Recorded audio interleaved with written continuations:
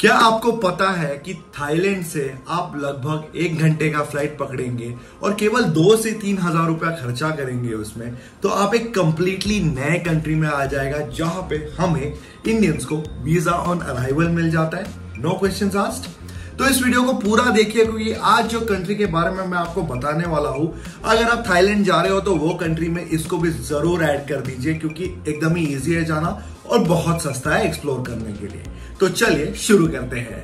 जो कंट्री के बारे में मैं आज आपको बताने वाला हूं उस कंट्री का नाम है लाओस।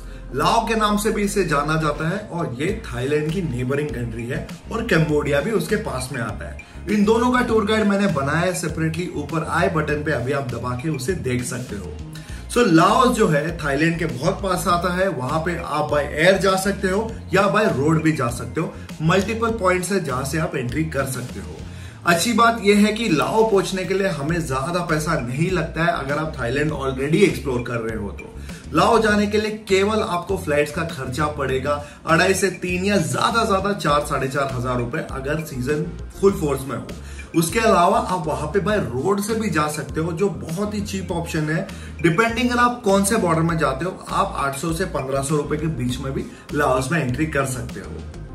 अभी बात करते हैं कि हमें लाओस का वीजा का क्या सिनारियो है।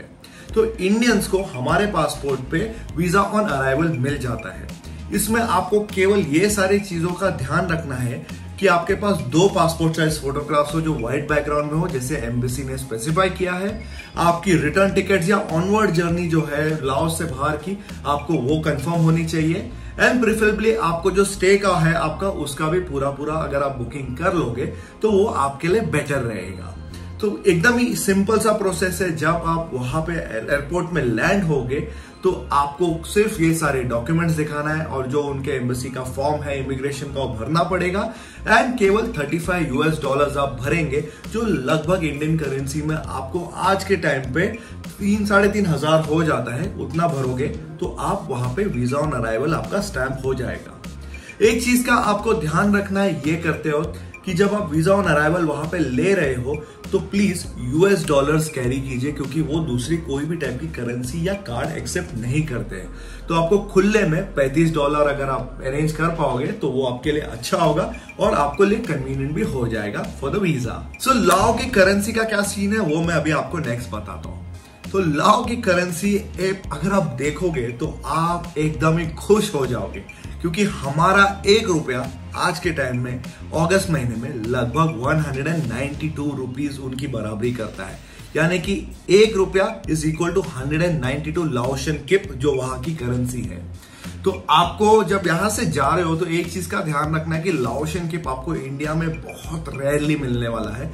तो जैसे कि मैं हमेशा लोगों को सजेस्ट करता हूं, अमेरिकन डॉलर्स को एक्सचेंज करा के लेके जाइए और डायरेक्टली आप वहां पे लैंड होने के बाद में एक्सचेंज करा लीजिए। वो सबसे इजी और मोस्ट कन्वीनियंट ऑप्शन रहता है। इसके अलावा अगर आपके पास क्रेडिट कार्ड, डेबिट कार्ड जो इंटरनेशनली एक्टिव है तो वो भी अच्छा रहेगा। उसमें थोड़ा बहुत आपको एक्सचेंज फीस लगेंगे वहां के एटीएम्स पे, but it is also a very convenient option. ध्यान रखें कि लाओ में आपको बहुत सारे जगहों पे कार्ड ऐसा स्वाइप हम इंडिया में करते हैं वैसा नहीं ऑप्शन मिलने वाला है। बड़े बड़े जगहों पे ही अवेलेबल है। प्रीडोमिनेटली वो कैश बेस्ड कंट्री है। तो आप जब जाएंगे तो $US कैरी कीजिए, वो आपके लिए बेस्ट केस सिनेरियो रहेगा। तो अभी बात कर लेते हैं कि लाओ जब आप विजिट करोगे तो आपका बेसिकली बजट क्या होगा और कितने दिन के आसपास का ट्रिप आपको प्लान करना चाहिए। तो बेसिकली जैसे मैं हर वीडियो में बताता हूं, मैं इसको 3 सेगमेंट में बांट लेता हूं। पहला है बजट ट्रैवलर, दूसरा है आपका फैमिली ट्रैवलर्स या ग्रुप में जो ट्रैवल कर रहे हैं, और तीसरे जो थोड़ा बहुत higher end of luxury afford कर सकते हैं। सो अगर आप बजट या बैकपैकिंग के हिसाब से या सोलो ट्रैवलर के हिसाब से जा रहे हो तो मेरे हिसाब से जो थाईलैंड में आप बजट लेके चलते हो यूजुअली जो रहता है 2000 रुपए के आसपास पर दिन का, उससे भी थोड़ा कम में आपका काम हो जाएगा।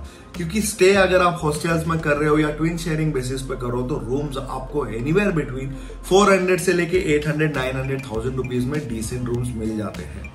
इसके अलावा खाना पीना जो है आपका पर दिन का 400 से 500 जाएगा। एंड आपका साइट सीइंग, घूमना फिरना, ये सारी चीजें भी आपको 500-800 रुपए के बीच में हो जाएगा अगर आप 2 लोग हो और एक गाड़ी भी रेंट पे ले लेते हो तो। याद रखिए कि वहां पे 2 व्हीलर का रेंटल भी आपको दिन का अराउंड 500-600 रुपीज में मिल जाता है जो काफी एडवाइजेबल रहेगा मेरे हिसाब से। नेक्स्ट मैं बताऊंगा कि एज अ फैमिली या आप ग्रुप में जा रहे हो तो आपको क्या एक्सपेक्ट करना चाहिए। तो क्योंकि फैमिली या ग्रुप में जब आप जाओगे तो ऑब्वियसली आप अलग अलग रूम्स लोगे, एक रूम में ज्यादा करके 2 या 3 लोग ही रह पाएंगे। तो इस हिसाब से अगर आप एक मिड कैटेगरी के होटल में रुकते हो तो मेरे ख्याल से आपको दिन का एटलीस्ट 2 से लेके 3,000 रुपए के जो बीच में रूम पड़ता है वो टाइप का होटल बुक करना चाहिए। That would be the best. और उसमें मोस्टली ब्रेकफास्ट भी इंक्लूडेड करके दे देते हैं लोग।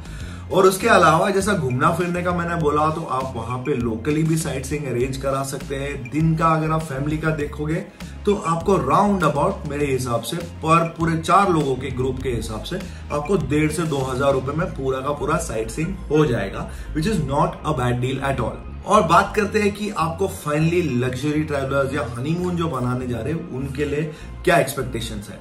तो देखिए, ये हनीमून डेस्टिनेशन तो नहीं है, पर अगर आपको लग्जरी करना है तो यस, वहां पे बहुत सारे ऑप्शंस है at various price point. And Laos में एक जोन है जहां पे सिर्फ गैम्बलिंग, यानी कि आप समझ सकते हो कि जो कैसीनोज है वो बहुत बड़े स्केल पे वहां पे मौजूद है। तो अगर आप स्काई इज द लिमिट वाले लोग में से हो तो आपको मैं कहूंगा कि दिन का आपको तो बजट कंजर्वेटिवली 8 से 10,000 रुपए पकड़ के चलोगे तो आपको तो वर्ल्ड क्लास लग्जरी वहां पे अवेलेबल हो जाएगी। ऑल्सो याद रखिए कि लाओस में ना आपको खाने पीने की थोड़ी दिक्कत हो सकती है अगर आप वेजिटेरियन हो। नॉन वेजिटेरियन हो तो इतना दिक्कत नहीं होगा, पर फिर भी जैसे इंडियंस हैं, हम पोर्क या बीफ नहीं खाते बहुत सारे लोग। सो आपके लिए हमेशा कोई भी रेस्टोरेंट में जाने के पहले आपको वेजिटेरियन है या नहीं वो पूछ के जाना बहुत इंपॉर्टेंट है। या आपको नॉन वेज भी जब खा रहे हो तो प्लीज उनसे स्पेसिफाई कर लीजिए कि आप चिकन या फिश या जो खाते हैं वही आप रिक्वेस्ट कीजिए। उसके अलावा आपको वहां पे उनके लोकल ब्रांड्स जो है रेस्टोरेंट्स एज वेल एज आपको बड़े मल्टीनेशनल चेन के भी मिल जाएंगे बहुत सारे आउटलेट्स, वो काफी अच्छा रहेगा। That would be a safer option अगर आप वहां पे खाना पीना करने का देख रहे हो तो। लास्ट में अभी बात करते हैं कि आप जब लाओस जाओगे तो आपको कितने दिन का ट्रिप प्लान करना चाहिए। तो जैसे कि मैंने आपको साइट सीइंग के बारे में बताया, मेरे ख्याल से अगर आप लाओस जा रहे हो तो आपको 5 नाइट्स एंड 6 डेज बहुत रहेगा, but in fact 4 nights and 5 days काफी रहेगा। 2-2 दिन आप अलग अलग जगह पे स्पेंड कर सकते हो। That should be more than enough आपको वो जगह अगर आप थाईलैंड में एड ऑन कर रहे हो तो घूमने फिरने के लिए। इसके अलावा जैसा मैंने बजट बताया था, अगर आप वहां से ही थाईलैंड से ही फ्लाइट पकड़ रहे हो और रिटर्न थाईलैंड से आप फ्लाइट पकड़ के इंडिया जा रहे हो तो आपको बहुत ही कन्वीनियंट पड़ेगा। उसका आपको फ्लाइट टिकट्स राउंड ट्रिप 6-7 हजार में पड़ जाएगा टू थाईलैंड एटलीस्ट। और वहां पर रहने पीने खाने का खर्चा अगर आप दिन का ऑन एवरेज 2,000-2,500 भी पकड़ोगे तो आपका ज्यादा खर्चा नहीं होगा। तो मेरे ख्याल से अगर पर पर्सन का बजट हम पकड़ के चले तो 17-20 हजार के बीच में you can do a great 5 night 6 days का trip easily when you are going to Laos. तो आई होप आपको ये वीडियो बहुत ही इंफॉर्मेटिव लगा होगा, क्योंकि ये काफी एक सिंपल सी कंट्री है जो बहुत ओवरलुक्ड रहती है, बहुत कम लोग जाते हैं, पर वीजा ऑन अराइवल है और बहुत ही सस्ता है, एक्सचेंज रेट हमारे फेवर में, तो आपको जरूर ये कंट्री प्लान करनी चाहिए। तभी तक आपको ये वीडियो पसंद आया होगा तो please do not forget to like this video, comment and share with your friends guys. और फैमिली के साथ नहीं जुड़े हो तो प्लीज सब्सक्राइब बटन दबा दीजिए और जुड़ जाइए। तभी तक स्टे सेफ, मिलते हैं जल्द। ट्रैवलिंग बंदा आउट।